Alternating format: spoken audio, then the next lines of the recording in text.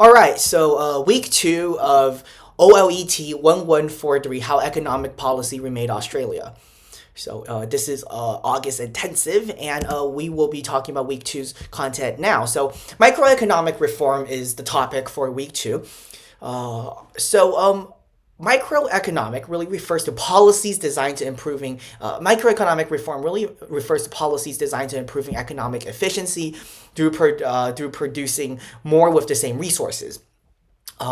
Some of the microeconomic reforms included the labor market reform, telecommunication and transport reform, and reforms in the financial sector. So by the end of the module, you should be able to describe what we mean by economic reform, identify the rationale for microeconomic reform, as well as some criticisms and controversies surrounding microeconomic reform in Australia, specifically in, I think, the late 70s, 80s, 90s period. So here we have one of the readings. Okay. Anyways, so microeconomic reform emphasizes the role of the market.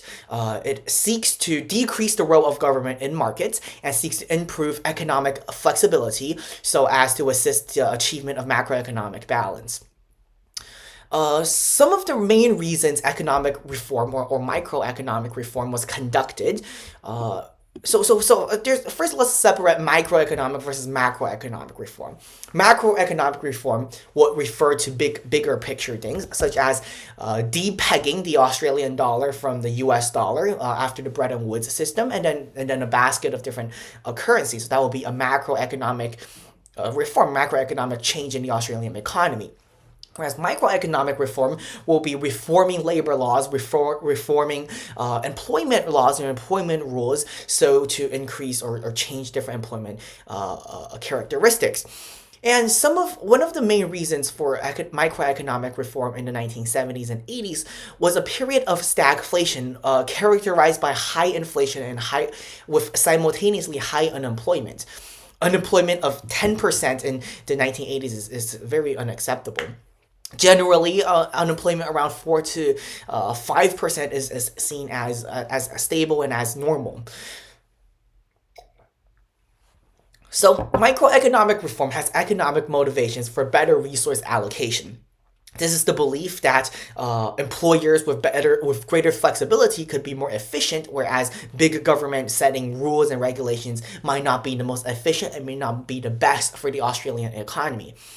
It also seeks to allocate resources with a more efficient and a more effective manner, with focuses on industries and sectors where Australia has a comparative advantage in, and cutting and perhaps reducing sectors where Australia has a comparative disadvantage or comparatively less advantages in.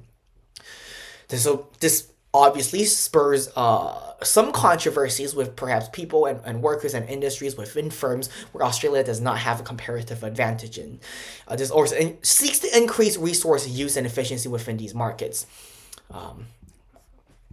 So here are some examples of microeconomic reform. The big one, the very big one, is privatization of many government-owned businesses.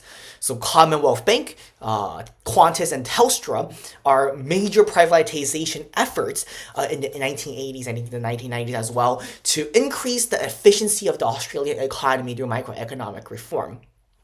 The increases in competition policy to make markets in Australia more competitive, opening up protectionist policies in Australia to increase investment, to increase competition of local firms with the international markets, also increases the efficiency and competitiveness of the Australian economy.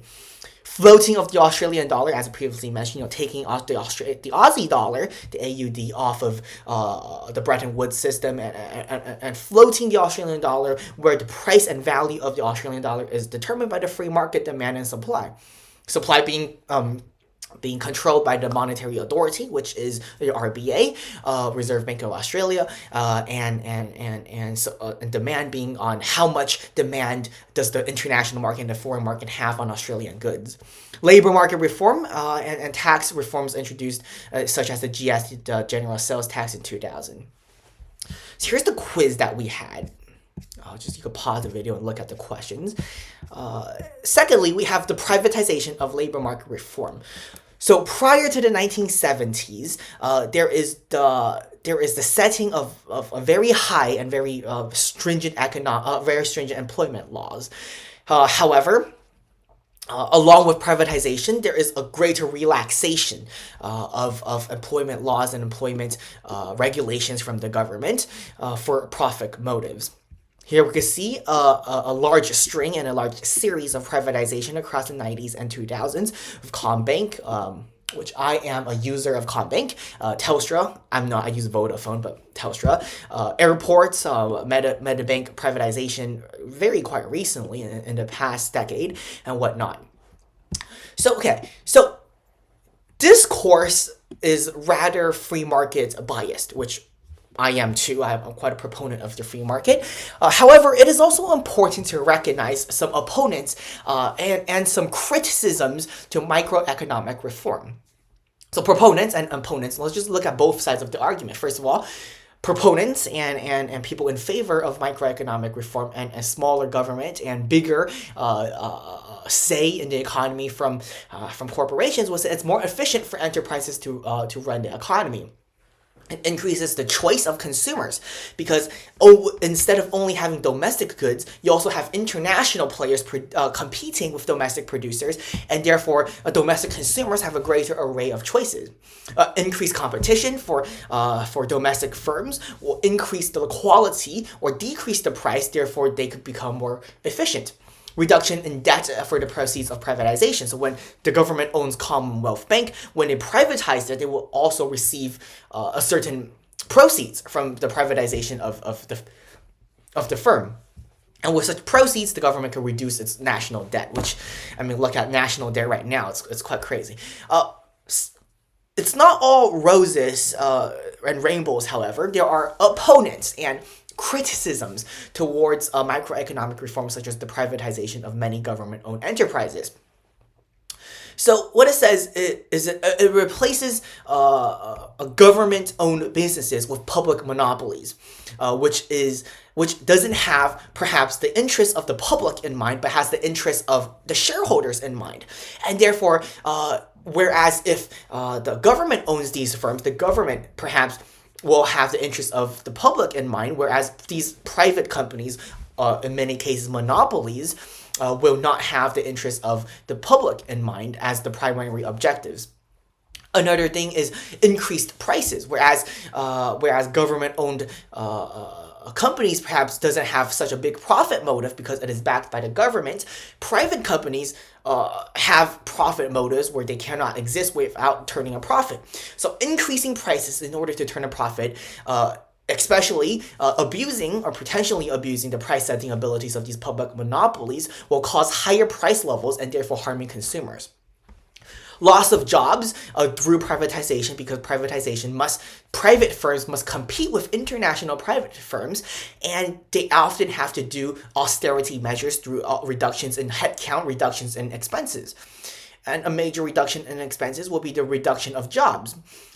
Reducing the jobs, of course, is not ideal for any economy. Loss of profit paid to the government, once again, if these Combank, rather profitable organization, is under the government makes these revenues for themselves. However, they lose out on all future streams of income when they privatize these firms.